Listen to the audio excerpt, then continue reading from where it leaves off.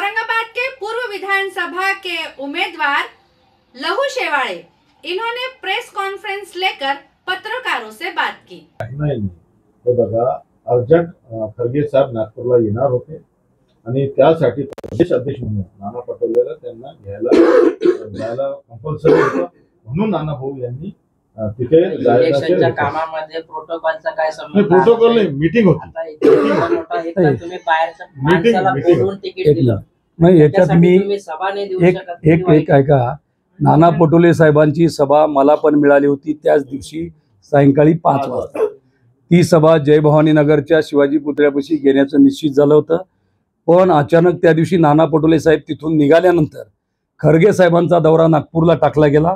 प्रदेशाध्यक्ष आणि प्रोटोकॉल म्हणून त्यांच्या स्वागताला प्रदेशाध्यक्षांनी जाणं संयुक्तिक होतं। त्यांनी मला फोन केला, मी माफी मागतो म्हणे की मी जेव्हा केव्हा अजून माझा एक प्रचार सगळं चालू आहे, प्रचार आमचा व्यवस्थित ही सीट पडलेली आहे अशी नाही नाही नाही असं नाही, ही सीट 100% जबाबदारीने सांगतो, ही सीट चमत्कार करणार आहे। महाराष्ट्राचा चमत्कार लहुजी शेवाळे यांच्या मार्फत ही जनता बघणार आहे आणि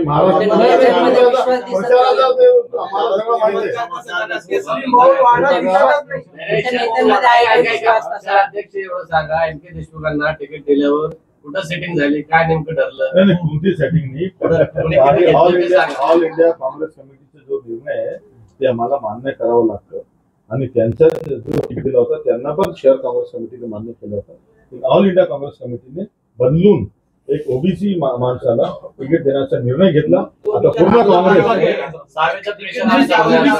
हे बघा, काँग्रेस एक मोठा पक्ष आहे, नॅशनल पार्टी, कोणताही प्रेशर कोणत्याही आमच्या कार्यकर्त्याला किंवा पदाधिकाऱ्यावर असता नाही। महाराष्ट्राची निवडणूक आहे आणि राज्याचे आपण हे सांगतोय, छापून आणतोय, कर्नाटक राज्यात काँग्रेसने काय प्रगती केली याचा अर्थ महाराष्ट्रात तुमच्याकडे दाखवायसारखं काहीच नव्हतं का? आहे ना, आहे ना। मग तुम्ही कर्नाटकचं हे छापताय? हे बघा, महाविकास आघाडीने काय काय काम केलेलं आहे, महाविकास आघाडीचे आपण एजेंडा बघा, आम्ही काय करणार आहे ते आपल्याला पाठवलेलं आहे। तुम्ही बघा ना, 5 जाहिरात बघा, लोकमतची कर्नाटक सरकारची जाहिरात ठीक आहे ना, ते काम केलेलं आहे ना, काम केलेलं आहे। आता आमच्या 15 तारखेला कर्नाटकचे मुख्यमंत्री पण येणार आहे